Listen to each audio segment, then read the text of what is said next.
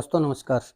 दोस्तों मैं सतवीर सिंह अपने यूट्यूब के भारत लिंक ग्लोबल चैनल पर आपका स्वागत करता हूं। दोस्तों आज मुझे वीडियो तो बनानी थी किसी और टॉपिक के ऊपर, लेकिन जो कल मैंने वीडियो बनाई ना उसके ऊपर एक कमेंट आया जिसका टाइटल था अगर चुनाव होता तो राव इंद्रजीत जीतते और राव नरवीर जीते वो हार जाते, ये टाइटल था उसका। तो इसके ऊपर दोस्तों वैसे तो काफ़ी कमेंट आए, लेकिन एक कमेंट की मैं चर्चा भी करना चाहूँगा और मैं उस कमेंट का जवाब भी देना चाहूँगा। ये कमेंट कोई डीपी KNLM कुछ ऐसा लिखा हुआ है, शायद ये फिजिक्स के टीचर हैं, दीपक वैद्य या दीपक वशिष्ठ कुछ ऐसा नाम है। तो इनका कमेंट है कि लगता है आप पर कोई दबाव है, आप भी चरण चुंबन की भाषा बोलने लगे हो जो कि आपका फ्लेवर नहीं है। माना कि निडर व निष्पक्ष पत्रकारिता मुश्किल है, पर यह डगर ही दो धारी तलवार है। तो दोस्तों इस कमेंट के ऊपर मैं थोड़ा सा कुछ कहना चाहूँगा। पत्रकारिता, निष्पक्ष पत्रकारिता होती क्या है, मैं थोड़ा ये समझाना चाह रहा हूँ। निष्पक्ष पत्रकारिता किसी एक पक्ष की पत्रकारिता नहीं होती। निष्पक्ष पत्रकारिता वो है कि अगर आप किसी मुद्दे के ऊपर, व्यक्तिगत नहीं, किसी मुद्दे के ऊपर अगर किसी व्यक्ति की आलोचना कर रहे हैं और अगर कोई और मुद्दा है जिसके ऊपर वो सही है वो आदमी, तो हमें उसका भी पक्ष लेना चाहिए। किसी एक आदमी का, जैसे मैंने कई चैनल देखे हैं, 4PM है, एक न्यूज लॉन्चर वगैरह, इनका सिर्फ एक ही मकसद है, सिर्फ मोदी की बुराई करना, मोदी की बुराई करना, मोदी को गालियां देना और कांग्रेस पार्टी का प्रचार प्रसार करना, चाहे वो कितनी भी गलत हो। अगर उन्होंने पाकिस्तान की भी तारीफ की और पाकिस्तान को निर्दोष भी बताते, तो उस चैनल का एक ही काम है कि वो भी पाकिस्तान को निर्दोष बताएगा ही बताएगा। अगर कांग्रेस पार्टी ये कहती है कि पाकिस्तान तो शांति प्रिय देश है और कांग्रेस कभी भी पाकिस्तान ने भारत के साथ कुछ गलत हरकत की नहीं, तो वो चैनल भी यही भाषा बोलेंगे। दोस्तों इसको निष्पक्ष पत्रकारिता नहीं बोलते। निष्पक्ष पत्रकारिता वो है जो सही का साथ दे और गलत की आलोचना करे, और मैं समझता हूँ कि मैंने भी ऐसा किया। रही बात अब कल की, तो जिस वीडियो के बारे में उन्होंने चरण चुम्बन की बात लिखी है, मेरे हिसाब से वो फैक्ट है। और वो था गुड़गांव में जो ये चुनाव होने थे, गुड़गांव नगर निगम के सीनियर डिप्टी मेयर और डिप्टी मेयर के लिए। तो इस चुनाव के, ये चुनाव कल स्थगित हो गए और इसका कारण क्या था, कारण मैं आप भी यही कह रहा हूँ। इससे पहले मैं एक चीज़ बताना चाहूँगा कि मेरी वीडियो का जो बेस होता है ना, वो या तो मीडिया रिपोर्ट्स यानी जो पब्लिक डोमेन के अंदर होती है वो चीज़ें, या फिर किसी चीज़ के ऊपर किसी से पूछताछ करके और वो सही लगे तो वो। तो कल की वीडियो का मेरा बेस था, कल गुड़गांव में जो इलेक्शन पोस्टपोन हुए थे, क्यों पोस्टपोन हुए थे, ये मैंने बीजेपी के ही कम से कम 10 से 12 कार्यकर्ताओं से, और वो कार्यकर्ता जिनको हम लीडर कह सकते हैं, लोकल लीडर कह सकते हैं, उनसे मैंने पता किया, उनसे बातचीत की, तो तब ये बात उभर के आई कि कल का जो मसला था वो ये था कि कल जो सीनियर डिप्टी मेयर और डिप्टी मेयर का था, उसका जो नंबर गेम था वो राव इंद्रजीत जी के पक्ष में था, और सरकार चाह रही थी कि वो नंबर गेम हो राव नरवीर जी के पक्ष में, और ऐसा संभव था नहीं। और पिछली बार जो मानेसर के चुनाव हुए थे, मानेसर के चुनाव में राव इंद्रजीत जी एक्टिव नहीं थे। क्यों? क्योंकि ये डीने डिप्लोमेसी वगैरह ये इस तरह का मामला चला हुआ था, तो राव इंद्रजीत जी सरकार से ज़्यादा टकराव चाहते नहीं थे, इसलिए वो उस मामले में शांत हो गए थे। और ये हर नेता की पॉलिसी होती है कि इस छोटे मामले को छोड़ दिया जाए, बड़े मामले को देखेंगे। तो मेरे को लगता है यही राव इंद्रजीत जी की विचारधारा थी, आगे मानेसर को छोड़ देते हैं, वैसे भी ये छोटा नगर निगम है, 20 वार्ड है, 400 करोड़ का सारा बजट है, जबकि गुड़गांव एक बड़ा नगर निगम है, 36 उसके वार्ड हैं और उसका बजट भी 1500 करोड़ का है। तो उन्होंने शायद यही प्लानिंग की होगी कि गुड़गांव के मामले में देखेंगे राव नरवीर जी को, और उन्होंने वास्तव में देख भी लिया। क्योंकि गुड़गांव में मैंने बताया था कि 36 वार्ड है, तो जिसमें से 22 तो बीजेपी के हैं। अगर देखा जाए तो 36 में से 19 पार्षद जिसके पक्ष में होंगे, वो उसमें अपने जो दोनों पद थे, सीनियर डिप्टी मेयर और डिप्टी मेयर का, वो चुन सकता था, उसमें वो जीत हो जाती। और बीजेपी की तो थे ही 22, तो इसमें फिर स्थगित करने की कौन सी बात थी। तो स्थगित करने का सिर्फ एक ही मामला था कि सरकार चाहती थी राव इंद्रजीत जी के आदमी बने, और जो नंबर गेम था वो था इंद्रजीत जी के पास। और उन सिर्फ इंद्रजीत जी नहीं, उनके साथी हैं मुकेश शर्मा जी जो कि विधायक है गुड़गांव के। अब ये टकराव इसलिए भी था दोस्तों कि राव नरवीर जी बादशाहपुर के विधायक हैं और मुकेश शर्मा जी गुड़गांव के विधायक हैं, और गुड़गांव में जो चर्चा वो ये है कि मुकेश पहलवान जी यानी मुकेश शर्मा जी की जो टिकट थी वो राव इंद्रजीत जी की रिकमेंडेशन से शायद उनको दी गई थी। तो ऑब्वियसली राव इंद्रजीत जी के प्रति जो उनकी वफादारी लगाई है, या फिर उनके वो लगाई है, उनका फेवर करना, तो ये अच्छी बात है, कोई बुरी बात नहीं है। तो शायद मुझे ऐसा लगता है कि मुकेश शर्मा जी और राव इंद्रजीत जी के दोनों का मिला के जो नंबर गेम था, वो किसी भी सूरत में राव नरबीर जी के उससे मतलब कम नहीं था, ज़्यादा ही था, और राव नरबीर जी उनको तोड़ नहीं पाए। इसलिए राव नरबीर जी ने अपने प्रभाव का इस्तेमाल करते हुए वो कर दिया, पोस्टपोन, इस सिलेक्शन को करवा दिया पोस्टपोन।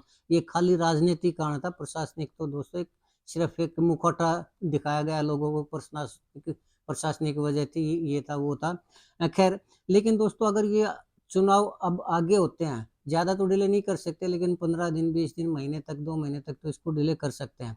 लेकिन मुझे ऐसा लगता है कि तब भी कुछ नहीं होगा। क्यों? क्योंकि अगर नंबर गेम की सोचें, जो कि मैं रिपोर्टिंग कर रहा हूँ बीजेपी के उनके अनुसार, जो लोकल लीडर है उनकी पूछताछ के आधार पर, वो आगे भी राव इंद्रजीत जी के पक्ष में ही होने जा रहा है। क्यों? क्योंकि जो 22 जो बीजेपी के विधायक है, उसमें से 8 से 9 विधायक हैं राव इंद्रजीत जी के, और 8 से 9 विधायक, सॉरी विधायक, कल भी मैंने गलती कर दी थी, पार्षद है, ये पार्षद को मैं कल भी विधायक बोल गया था, सॉरी, थोड़ा मैं माफी चाहता हूँ इस चीज के लिए। जो पार्षद हैं, 8 से 9 पार्षद हैं, वो है राव इंद्रजीत जी के पास, और 8 से 9 पार्षद हैं मुकेश पहलवान जी के पास। इस विधायक शब्द के लिए फिर माफी चाहता हूँ दोस्तों, कल भी मैं बोल गया था। थोड़ा सा बुढ़ापे में माइंड टंग स्लिप हो जाती है, माइंड मत करना थोड़ा। तो उसमें दोस्तों अगर इन दोनों के पार्षदों को मिलाया जाए, तो वो उनकी संख्या बनती है 18 से 20। तो 18 से 20 अगर बनती है, तो राव नरबीर जी के पास कितने बचे? राव नरबीर जी के पास तो 6 से लेके न, और दो दो तीन ही तो बचेंगे ना, यानी मैक्सिमम आप 6 ही लगा लीजिए। इनकी राव इंद्रजीत जी और मुकेश शर्मा जी के पार्षद आप 8 भी लगाएंगे, तो भी राव इंद्रजीत जी के पास, राव नरबीर जी के पास बचते हैं 6। और रही बात अब 3 कांग्रेस के हैं और 1 जेजेपी का, तो ये तो किसी भी सूरत में राव नरबीर जी को क्या, ये बीजेपी को, यानी राव इंद्रजीत जी को, ये मुकेश शर्मा के आदमी को भी वोट नहीं देंगे। तो इनका तो फिलहाल हम वो जोड़ते ही नहीं। अब बचते हैं 10 निर्दलीय। अगर 10 निर्दलीय, पहली बात तो ये है कि अभी तक जो रिपोर्ट्स है उसमें 1 निर्दलीय ही राव नरबीर जी के पास है, बाकी 9 नहीं है। लेकिन अगर हम ये भी मान लें कि वो 10 के 10 आ गए राव नरबीर जी के पाले में, तो 10 के 10 आने से भी तो 6 वो हैं, 10 वो 16 ही बनते हैं, जबकि चाहिए 19, तो आंकड़ा तो वो फिर भी नहीं हुआ। तो ये वजह थी दोस्तों, और यही आंकड़े थे, यही वो होता। तो इनमें मैं ये कैसे कह सकता हूँ कि राव नरबीर जी के सारे राव नरबीर जी के हैं और राव इंद्रजीत जी का था ही नहीं, जबकि फैक्ट तो ये है ही नहीं। और जो फैक्ट है वही बताना ही पत्रकारिता है। खाली मैं ये कह दूं कि अब राव नरबीर जी इतना का कद इतना बड़ा हो चुका है, आगे राव इंद्रजीत जी कुछ भी नहीं है, तो ये दोस्तों सही पत्रकारिता नहीं है। मैं इसको निष्पक्ष पत्रकारिता नहीं मानता। रही बात, एक कमेंट और आया था मेरे पास कि पहले तो आप कह रहे थे कि राव नरबीर जी इतने बड़े हो गए, राव इंद्रजीत जी से भी ज्यादा बड़ा कद हो गया उनको। नहीं दोस्तों, मैंने ऐसा नहीं कहा था। मैंने ये कहा था कि हरियाणा बीजेपी हाईकमान राव नरबीर जी को राव इंद्रजीत जी से ऊपर रख रही है आज के दिन। यानी अगर काम अगर होंगे तो राव नरबीर जी के ज्यादा काम होंगे, राव इंद्रजीत जी के काम नहीं होंगे। और सरकार उनको ये प्रयास करे, पार्टी हाईकमान यानी मनोहर लाल खट्टर जी और नायब सिंह सैनी जी ये प्रयास कर रहे हैं कि अहिरवाल का नया लीडर जो बनाया जाए वो राव नरबीर जी को बनाया जाए। लेकिन मैं फिर कह रहा हूँ कि ये मुझे नहीं लगता। और जब एक चीज लगती ही नहीं, तो मैं ये कैसे कहूँ कि राव नरबीर जी आज के दिन राव इंद्रजीत जी से बहुत बड़े नेता हो गए? इसको मैं निष्पक्ष पत्रकारिता नहीं मानता। मैं मानता हूँ कुछ लोगों को इस चीज के ऊपर दुख हुआ होगा कि पहले तो मैं ये कह रहा था कि राव इंद्रजीत जी इतने बड़े हुए हैं, राव इंद्रजीत जी की नहीं चलती है और वो तो खत्म हो चुके हैं, उनकी राजनीति खत्म हो चुकी है, अब ये कह रहे हैं कि राव इंद्रजीत जी इतने बड़े। दोस्तों ये मैं आंकड़ों की बात कर रहा हूँ, फैक्ट की बात कर रहा हूँ। फैक्ट फैक्ट होता है, और फैक्ट को बताना ही पत्रकारिता है। रही बात भगवानपुर और रामगढ़ के हॉस्पिटल की, तो मैं आज भी कह रहा हूँ कि भगवानपुर रामगढ़ हॉस्पिटल के मामले में भगवानपुर और रामगढ़ की जो पंचायत है वो सही है, और राव इंद्रजीत जी ने चीटिंग की है उस पंचायत के साथ, ये कह के कि मैं हॉस्पिटल बनवा दूंगा, 10 एकड़ जमीन दे दो वाटर वर्क के लिए। और उन्होंने भगवानपुर रामगढ़ की पंचायत ने राव इंद्रजीत जी के ऊपर भरोसा करके वो जमीन दी थी, और अगर वहां से हॉस्पिटल उठता है तो ये मैं इसको आज भी कह रहा हूँ, अब भी कह रहा हूँ कि ये राव इंद्रजीत जी की चीटिंग होगी।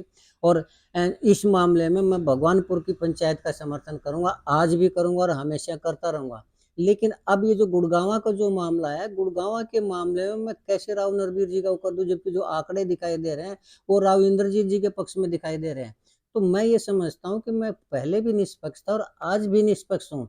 रही बात चरण चुंबन की, तो मैं आज तक कभी किसी नेता से मिला ही नहीं हूँ इस किसी भी अपने पर्सनल काम के बारे में, तो मैं क्यों किसी के चरण चुंबन करूंगा? बिल्कुल भी नहीं करूंगा। फैक्ट बताना जो है वो पत्रकारिता का काम है, चाहे वो राव इंद्रजीत जी के पक्ष में हो या उसके विपक्ष में हो, चाहे नायब सिंह सैनी के पक्ष में हो या उसके पक्ष में हो। अब रही बात भूपेंद्र हुड्डा की, कि लोग कहते हैं कि भूपेंद्र हुड्डा के गीत गाते, बिल्कुल नहीं, उसमें भी मैं वस्तु स्थिति देख रहा हूँ।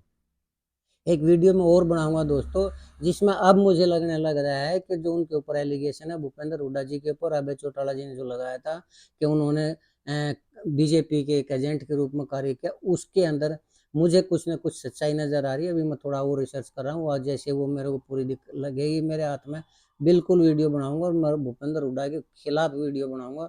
मैं किसी भी नेता का पक्ष नहीं लेता, किसी नेता का विरोध नहीं करता। जो पब्लिक डोमेन में मुझे लगता है कि ये फैक्ट है और जो वास्तव में दिखाई देता है कि ये फैक्ट है, उसी फैक्ट की बात करता हूँ, चाहे वो किसी नेता के पक्ष में जाओ या किसी के विपक्ष में जाओ।